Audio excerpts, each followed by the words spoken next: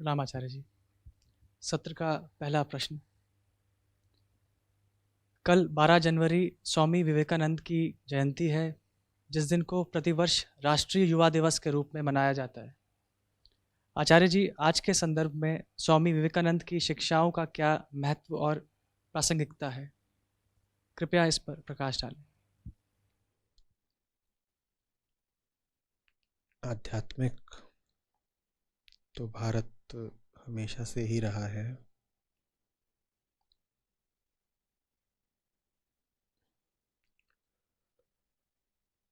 हजारों लाखों सत्पुरुषों की, गुरुओं की परंपरा है।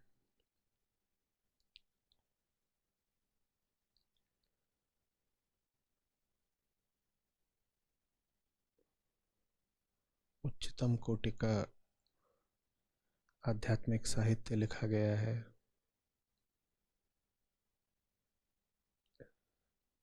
धर्म के क्षेत्र के ऊंचे से ऊंचे आसमान छुए गए हैं।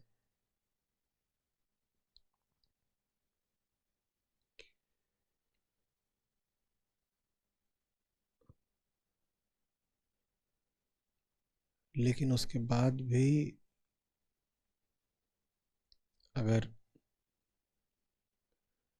100-200 साल पीछे जाएं तो जमीन पर भारत की हालत बड़ी खस्ता देखने को मिलती थी।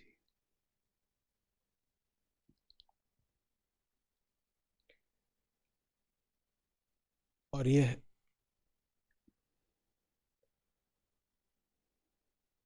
बात विचित्र है, क्योंकि सारी आध्यात्मिक शिक्षा का आखिरी उद्देश्य तो जीवन के सौंदर्य और शक्ति में ही है।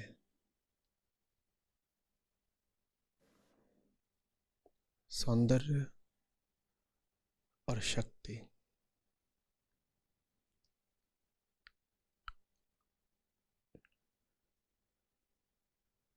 और शक्ति तो खास तौर पर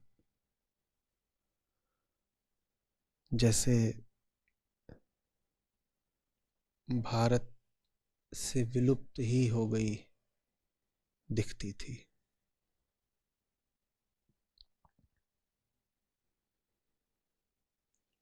हम बात कर रहे हैं 19वीं शताब्दी की, 20वीं शताब्दी की भी, और कुछ हद तक आज की 21वीं शताब्दी की भी।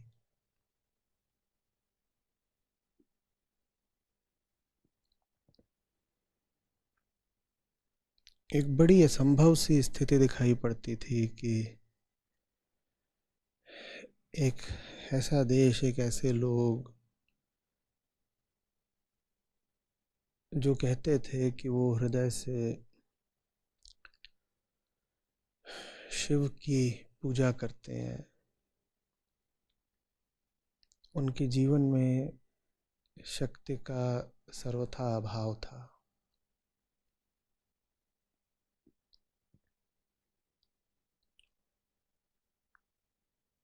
उनके चेहरे की ओर नज़र डालो, उनके जीवन की ओर नज़र डालो,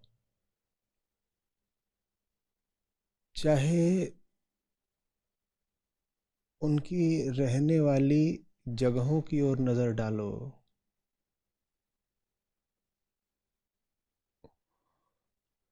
कुरूपता और मलिनता और दरिद्रता ही नजर आती थी।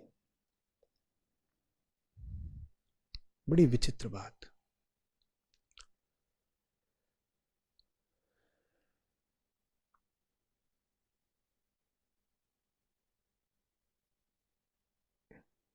भजनों का संगीत है,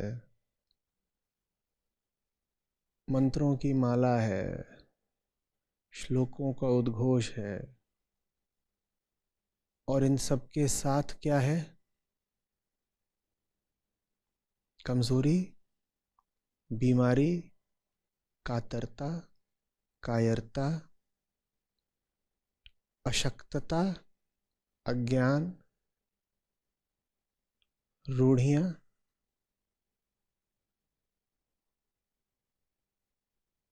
बड़ी विचित्र बात।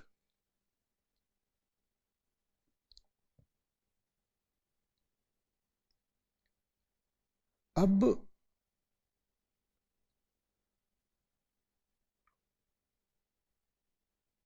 उपनिषदों के बारे में या भक्ति के बारे में या योग के बारे में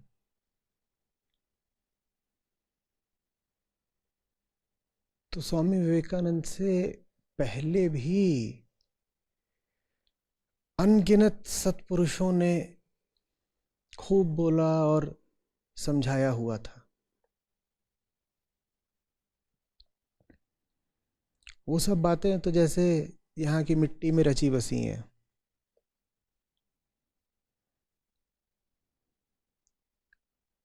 विवेकानंद का अपूर्व, अद्वितीय, विशिष्ट, यूनिक योगदान अध्यात्म को जीवन में लाने का था।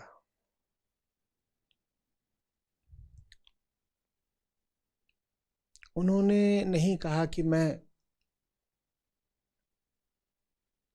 ज्ञान मार्ग या कर्म योग या भक्ति योग को ही और प्रचारित और प्रसारित करूंगा। हालांकि उन्होंने किया, कहा भी, करा भी, लिखा भी, लेकिन उनकी विशिष्टता शब्द और जीवन के बीच की खाई को पाटने में है।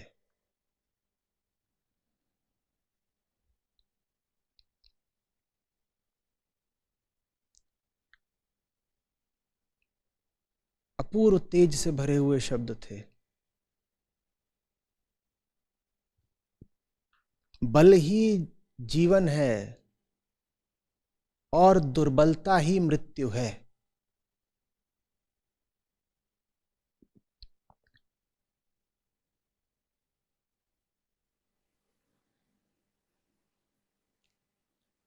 बात को बिना लाग लपेट के सीधे सीधे ला करके उन्होंने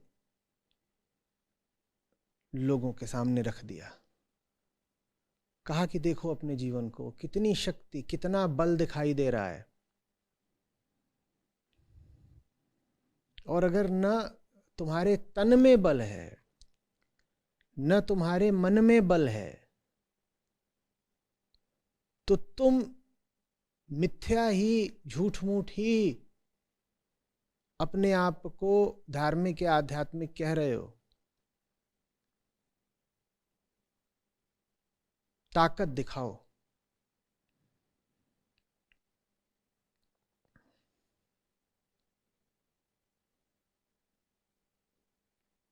और हम बात कर रहे हैं 20वीं शताब्दी के मुहाने पर खड़े हिंदुस्तान की। ताकत जरा कम ही देखने को मिलती थी। सामान्य जनों की तो क्या कहें, युवा वर्ग भी लचर, कांतिहीन, बिना किसी रीढ़ का दिखाई देता था।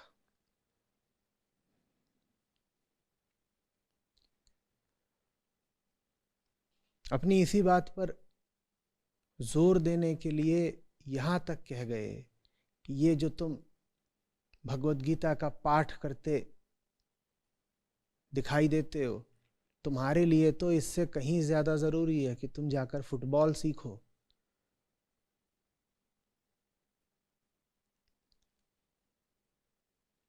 जरा चुनौती स्वीकार करना सीखो, प्रतिस्पर्धा करना सीखो, प्रतिपक्षी से आगे निकलना सीखो।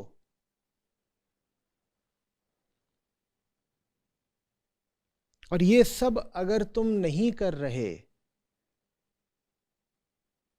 तो गीता तुम पर व्यर्थ ही गई ना। गीता रटने से क्या होगा?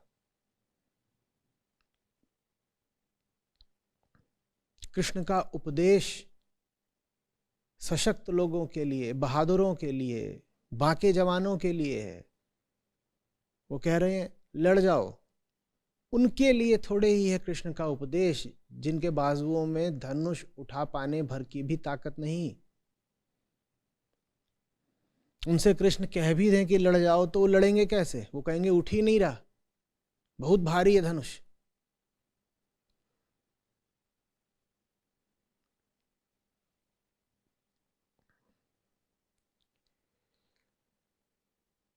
क्रांतिकारी बात थी। नहीं तो आम प्रथा ये थी कि अध्यात्म के नाम पर बातें ही किसी परलोक की होंगी, आत्मा, रूह, ऊपरी बातें, रूहानी बातें।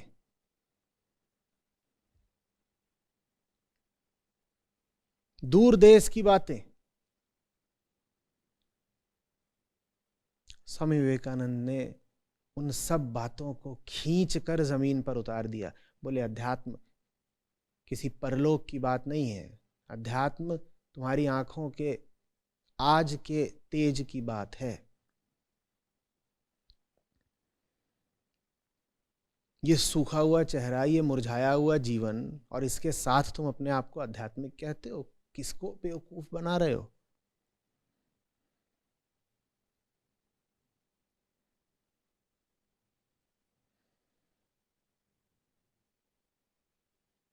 कोई तेजस्विता नहीं,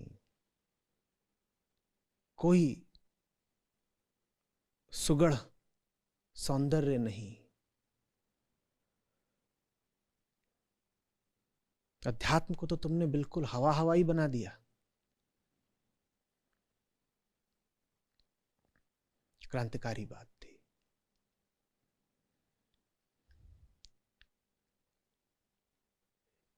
इसी तरीके से एक और जो प्रचलित मान्यता थी, और आज भी है कुछ हद तक, वो थी कि अध्यात्म अपने किसी एकांत में बैठ करके, आसन जमा करके ध्यान आदि लगाने का काम होता है। स्वामी विवेकानंद इस बात के खिलाफ जमकर खड़े हुए। बोले ना, तुम्हारी बस्तियां गंदी हैं, तुम्हारा भाई बीमारी से मर रहा है, देखो हाल, देखो बंगाल का हाल, देखो देश भर का हाल देखो।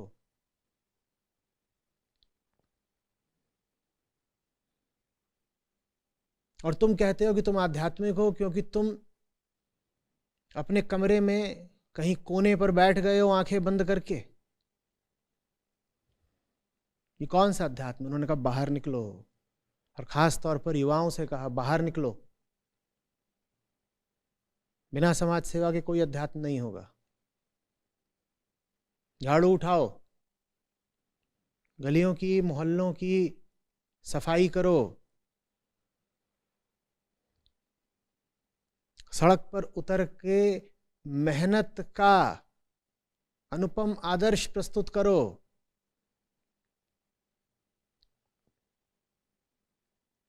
एक के बाद एक दुर्भिक्ष छा रहे थे। बंगाल में खास तौर पर अकालों की श्रृंखला ही चल रही थी।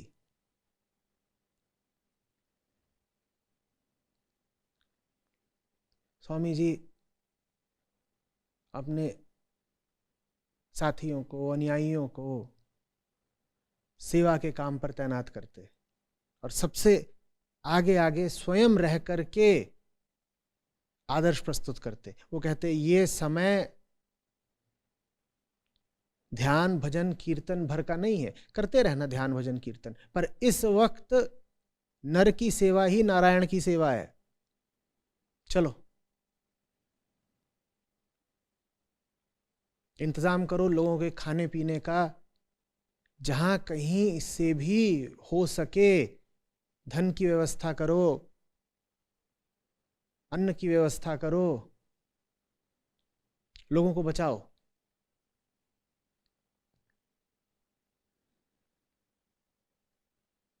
समाज से हटकर कोई साधना नहीं होती। क्रांतिकारी बात थी।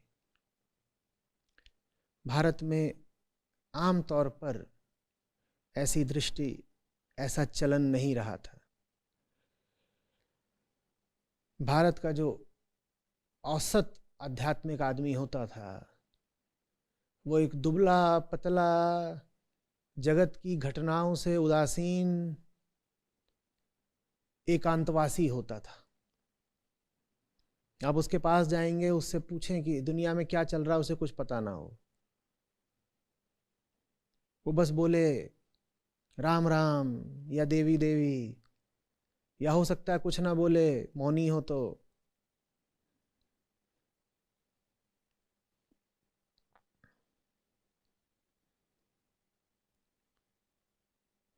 उसके बाजुओं को आप देखें तो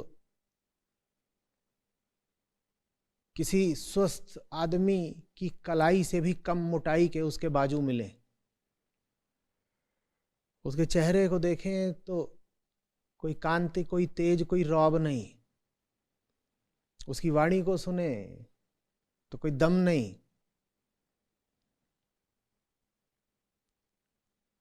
विपरीत परिस्थितियों से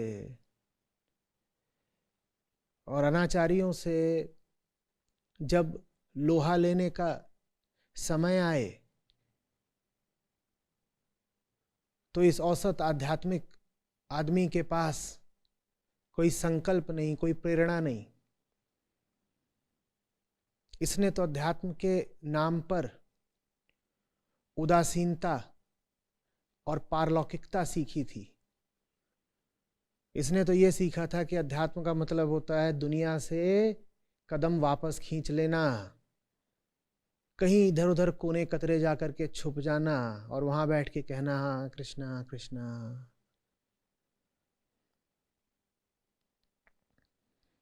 स्वामी विवेकानंद ने कहा ये सब नहीं चलेगा, तुमने यही कर करके हिंदुस्तान की दुर्गति करा डाली।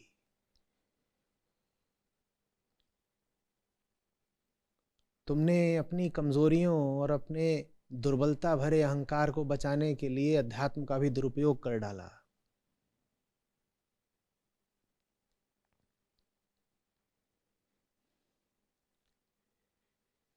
तो जब चर्चाएं होती थीं स्वामी जी में, उनके साथियों में, तो दुनिया भर के साहित्य की वो चर्चा करें, हर तरह की घटनाओं की जानकारी रखें।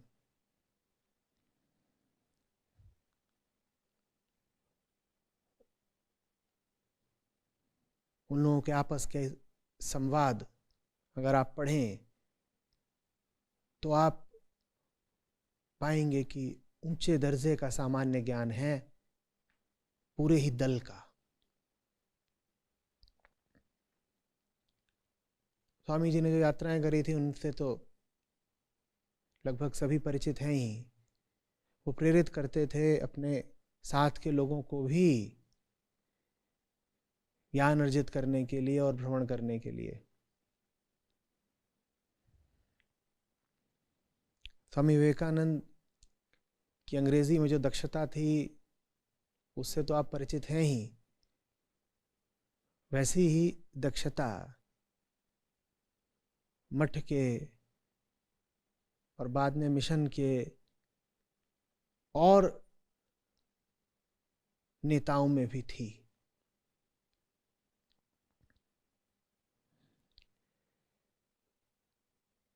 ये सब परंपरा से हटकर किए गए काम थे। ये सब बड़ी नई और मौलिक दृष्टि के काम थे।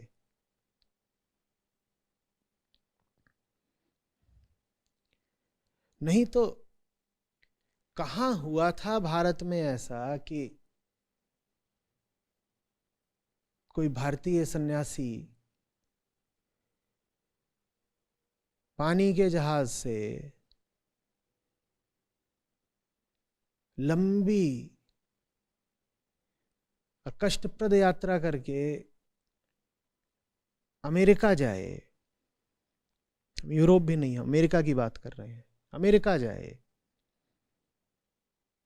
जो सबसे दूर का ही देश नहीं है, सबसे नया देश भी है।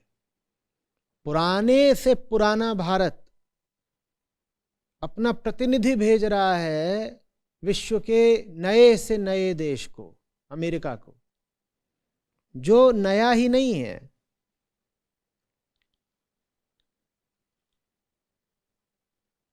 पृथ्वी के बिल्कुल दूसरे छोर पर है।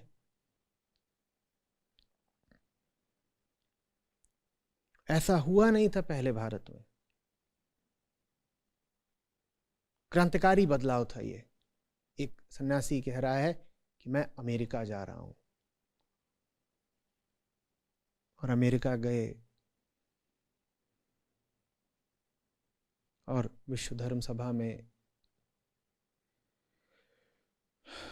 जो उनका संबोधन है उससे आप परिचित ही होंगे, अमर हो गया वो।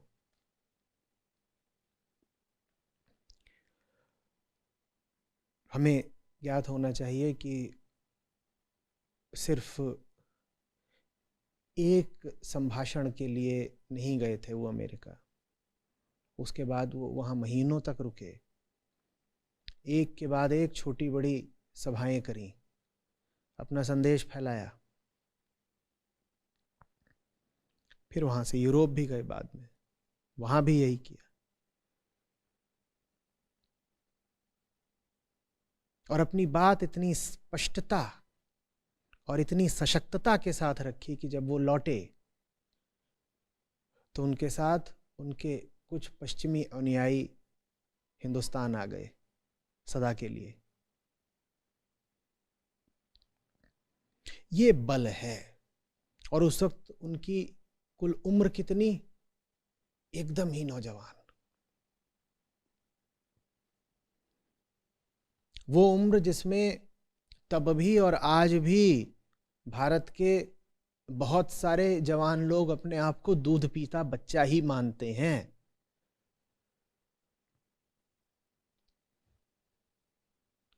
सब कुछ बदल के रख दिया स्वामी विवेकानंद ने। उन्होंने कहा नहीं,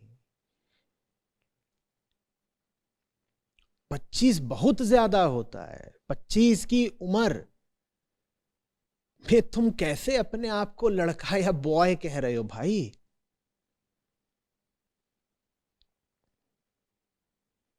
25-30 तक में तो तुम्हें जीवन का अधिकांश काम निपटा देना चाहिए। अपनी मुक्ति और समाज के कल्याण के लिए ऊंचे से ऊंचे कदम ले चुके होने चाहिए 25-30 तक। और बेटा 38 तक तो हालत ये हो जानी चाहिए कि सारे जो काम करने थे जीवन के पूरे हो गए, अब हम शरीर त्यागने को भी तैयार हैं। जवानी का ये आदर्श प्रस्तुत किया स्वामी विवेकानंद ने। उचित ही है कि युवा दिवस मनाया जाता है उन्हीं के नाम पर। 25-30 तक में काम निपटाओ और जीवन ऐसा जियो कि 40 से पहले पहले जीवन भी अगर निपट जाए तो कोई आपत्ति नहीं। कहते हैं उन्होंने स्वयं ही कह दिया था कि 40 पार नहीं करूंगा।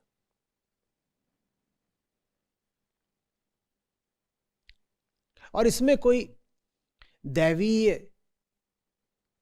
या पारलौकिक त्रिकालदर्शिता की बात नहीं है। जैसा वो जीवन जी रहे थे,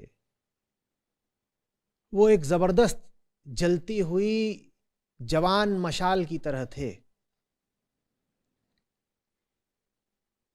उन्हें तो खुल के जीना था और जलना था। उन्हें स्वयं को बचा कर नहीं रखना था। उन्हें जीवन की लंबाई नहीं चाहिए थी।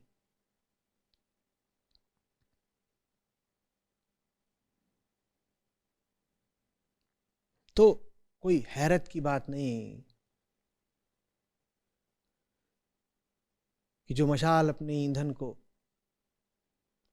इतनी तेजी से जला रही हो, वो कम ही समय में अपना काम निपटा दे। आम लोगों की अपेक्षा कम जिए, आम लोगों जैसा नहीं जिए।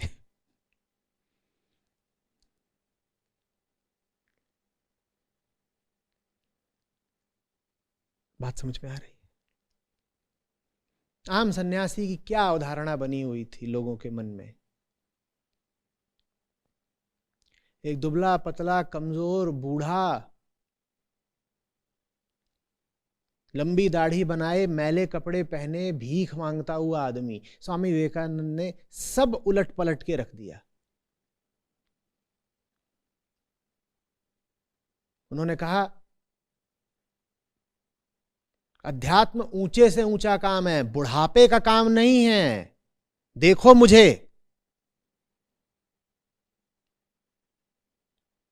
वास्तव में अध्यात्म अगर प्रौढ़ावस्था में या वृद्धावस्था में आता है तुम पर, तो ये बस गनीमत की बात है कि तुम बच गए।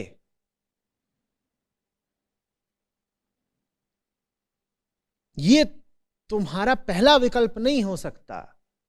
तुम ये नहीं कह सकते कि मैं अध्यात्म की दिशा में देखूंगा ही 40 पार करके कि 60 पार करके या 100 पार करके। उन्होंने कहा, मुझे देखो। जीवन का जो श्रेष्ठतम काम है, उसको ही तो जीवन के श्रेष्ठतम वर्ष देने चाहिए ना।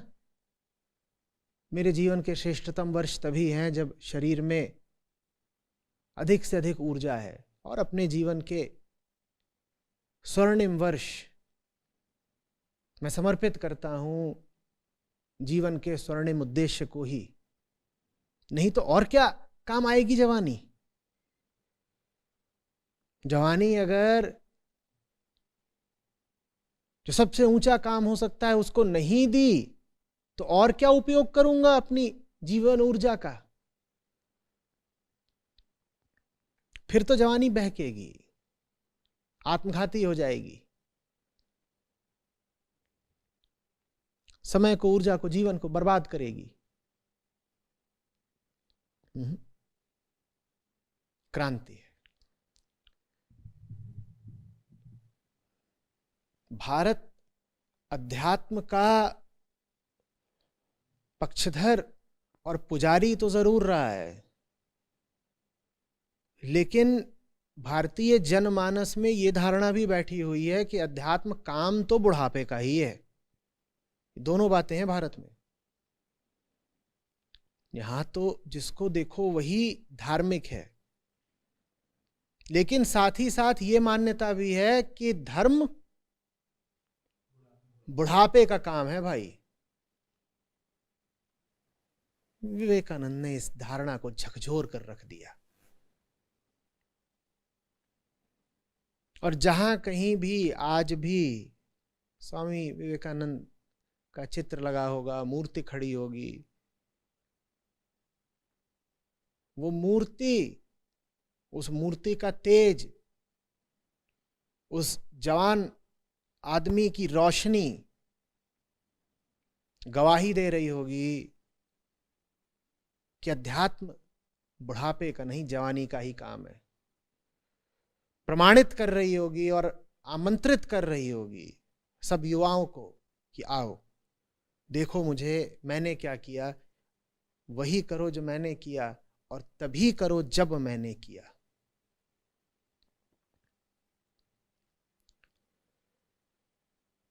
इसी तरीके से शरीर देखो उनका। एक और क्रांति की बात, न जाने कैसे ये हुआ कि भारत ने समझ लिया कि अध्यात्म सिखाता है शरीर की उपेक्षा और अवहेलना। लगे हुए हैं लोग जपने में नाहम देहास्मि। अरे ये शरीर तो घिनौना है, मलमूत्र का घर है, सराय भर है, तुम्हें इसमें 2 दिन रहना है, फिर चिड़िया को उड़ जाना है। क्या करोगे इस शरीर की देखभाल करके? स्वामी विवेकानंद ने समझाया कि शरीर के साथ क्या रिश्ता रखना है। उन्होंने कहा ठीक है, सराय है शरीर या किराए का घर है, तो हम बिल्कुल याद रखेंगे कि किराए का घर है। 2 बातें हो गई इसमें। क्या? पहला किराए का है, दूसरा फिलहाल तो घर है ना, तो जब तक रहेंगे तब तक चमका के रखेंगे और जल्दी ही छोड़ भी देंगे, क्योंकि किराए का है। किराए का है भाई, बहुत दिन नहीं रहेंगे, बहुत दिन वो रहे ही नहीं, लेकिन जब तक रहे, देखें उनके कंधे और उनकी मांसपेशियां और उनके बाजू, जितने दिन रहेंगे उतने दिन तो साफ रखेंगे ना। या किराए के घर में रहते हो तो कहते हो किराए का है, इसको सड़ने दो, बदबू मारने दो। शरीर के साथ सही रिश्ता क्या होता है, ये उन्होंने समझाया। देखो, किताबी ज्ञान देने वाले तो हमेशा से बहुत रहे हैं। स्वामी विवेकानंद अनूठे हैं उस आदर्श से जो उन्होंने जी कर प्रस्तुत किया।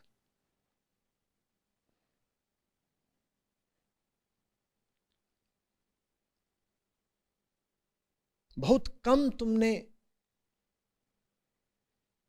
साधु संत सन्यासी देखे होंगे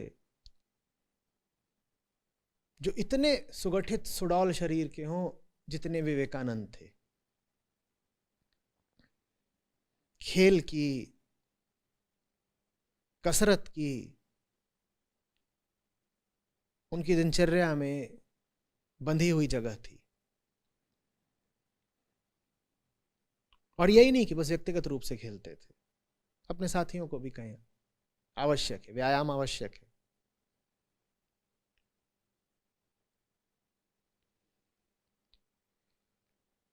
अब इस बात को समझना सूक्ष्म है। एक ओर तो शरीर को बनाकर रखना है, दूसरी ओर शरीर से चिपक भी नहीं जाना है। शरीर जैसे एक उपकरण है, एक संसाधन है, इस्तेमाल करना है उसका, लेकिन जिस चीज का इस्तेमाल करना है उसे इस्तेमाल करने के लिए ही सही, स्वस्थ और मजबूत तो रखोगे ना।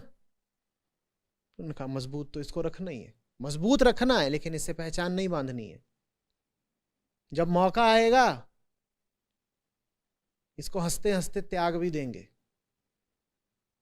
और बेटा, जितनी तेरी हम सेवा कर रहे हैं, जितना तुझको हम तेल पिला रहे हैं, जितना तुझे व्यायाम दे रहे हैं, उससे दूना तुझसे काम लेंगे।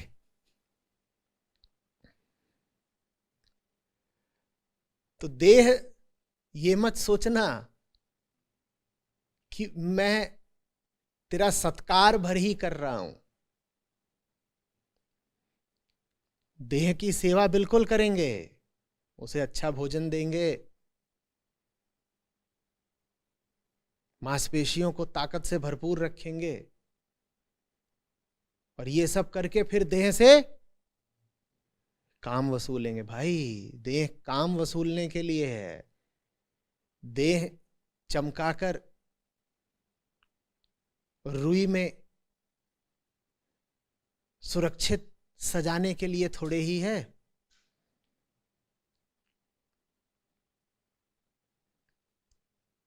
ये नई बात थी। सन्यासी फुटबॉल खेल रहे हैं, ये बिल्कुल नई बात थी।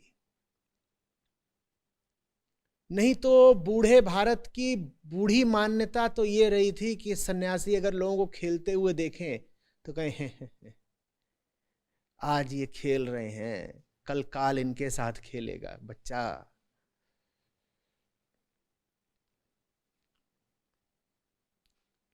सन्यासी का, साधु का, संत का, फकीर का अर्थ ही यही निकाला जाता था कि खुद भी मरा हुआ होगा और बातें भी वो सब मरने वाली ही कर रहा होगा, जीवन से उसका कोई लेना देना ही नहीं होगा। 150 तरह की उसको बीमारियां होंगी,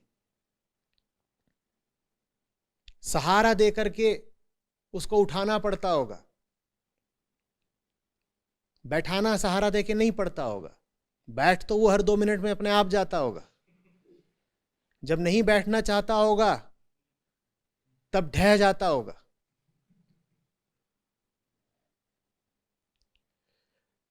तो इस ढहते हुए देश के ढहते हुए अध्यात्म में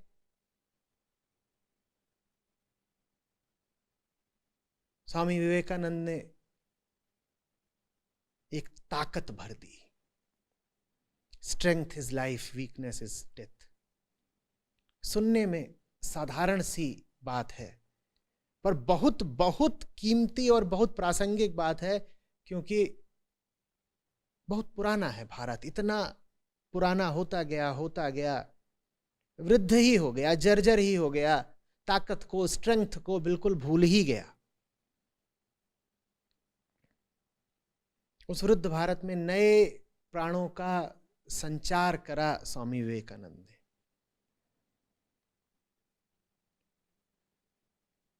उन्होंने जीवन से जो क्रांतिकारी आदर्श प्रस्तुत करा है उसको देखिए। उनको एक स्वामी मात्र की तरह मत देखिए, या उनको एक वक्ता या लेखक मात्र की तरह मत देखिए। स्वामी विवेकानंद को आप बहुत ज्यादा उनके कृतित्व से नहीं जान पाएंगे। आप कहें कि मैं उनकी राजयोग या कर्म योग पर किताबें पढ़ लूंगा तो मुझे पता चल जाएगा कि स्वामी विवेकानंद कौन थे, तो बात बनेगी नहीं। आपको उस इंसान की जिंदगी को देखना पड़ेगा। बड़ा खूबसूरत जवान आदमी था, और जब आप उसकी जिंदगी के करीब जाकर के देखेंगे, प्यार हो जाएगा आपको, बिल्कुल मुरीद हो जाएंगे, फैन। क्योंकि योग इत्यादि की बातें तो बहुतों ने करी, स्वामी विवेकानंद ने भी करी, आज भी न जाने कितने लोग कर रहे हैं। बातों की हिंदुस्तान में कब कमी रही है? बातें करने वाले तो बहुत हैं, करके दिखाने वाले लोग कम रहे हैं। उन्होंने करके दिखाया, उन्होंने खुद आगे खड़े होकर के आदर्श प्रस्तुत करा, और बिल्कुल नए ढंग का आदर्श। उन्होंने अध्यात्म को जमीन पर उतार दिया, सड़क पर उतार दिया। भारत की नहीं, अमेरिका की सड़क पर उतार दिया।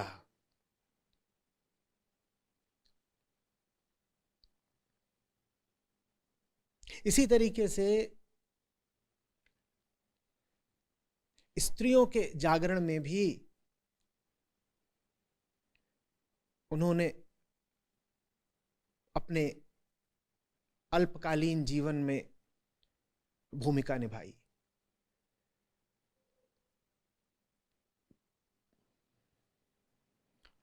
उन्होंने कहा, ये जो अपनी मुक्ति और समाज की जागृति का काम है, इसकी जिम्मेदारी महिलाओं पर भी उतनी ही है जितनी पुरुषों पर। महिलाओं से भी उन्होंने आग्रह करा, उन्होंने कहा बाहर निकलो,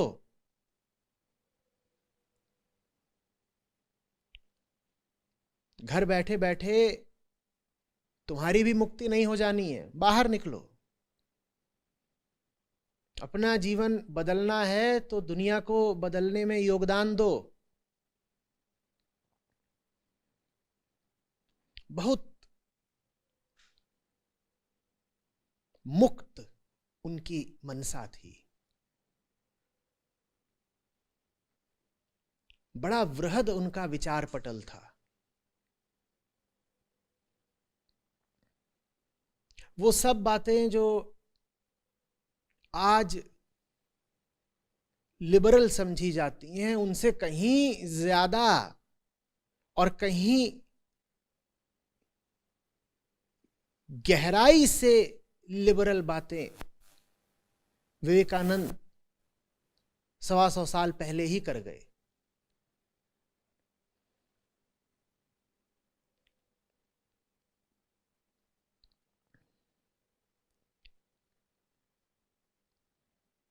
बात समझ में आ रही है?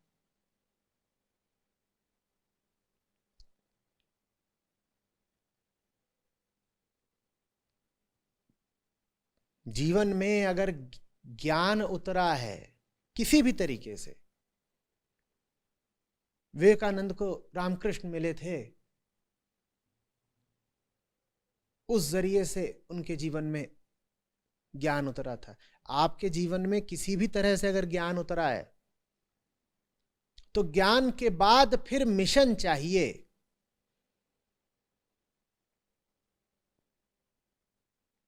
अगर रामकृष्ण गुरु मिले हैं तो फिर रामकृष्ण मिशन आएगा ही आएगा।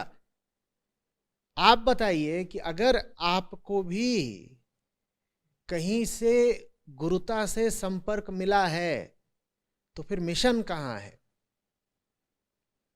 काम कहां है?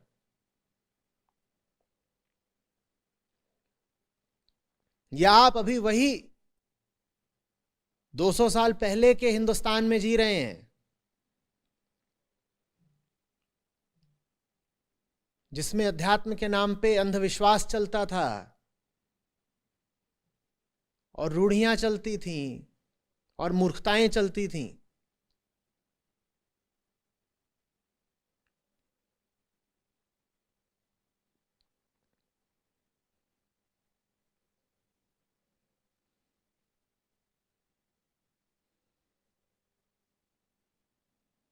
अध्यात्म परम स्वास्थ्य का विज्ञान है।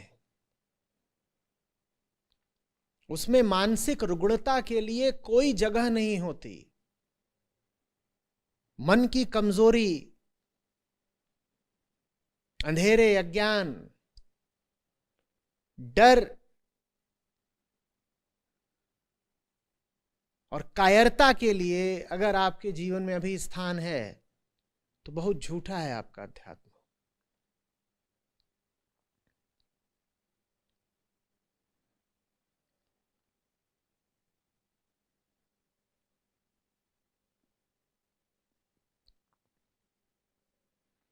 मैं बार बार कहा करता हूं, मुझे मत बताओ कि तुम्हें पता क्या है, मुझे दिखाओ तुम जी कैसे रहे हो।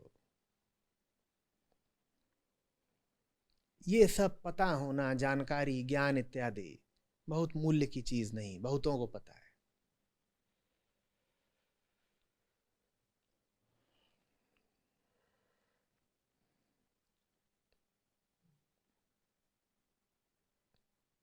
और जीने में जो एक केंद्रीय बात विवेकानंद पकड़ते थे वो थी ताकत। मुझे दिखाओ तुम्हारी जिंदगी में ताकत कितनी है। ताकत का अर्थ समझते हैं? वो सब कुछ जो तुम्हारी मुक्ति में बाधक है उससे भिड़ जाने का और भिड़े ही रह जाने का संकल्प ताकत कहलाता है।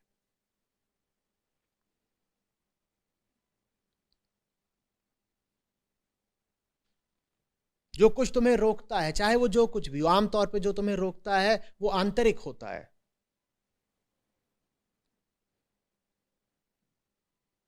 तुम्हारे भीतर का कुछ हो जो तुम्हें जकड़े बैठा हो, उससे भिड़ जा रहे हो या नहीं, और तुमसे बाहर का कुछ हो, दुनिया का कुछ हो जो तुम्हें पकड़े बैठा हो, उससे भिड़ पा रहे हो या नहीं।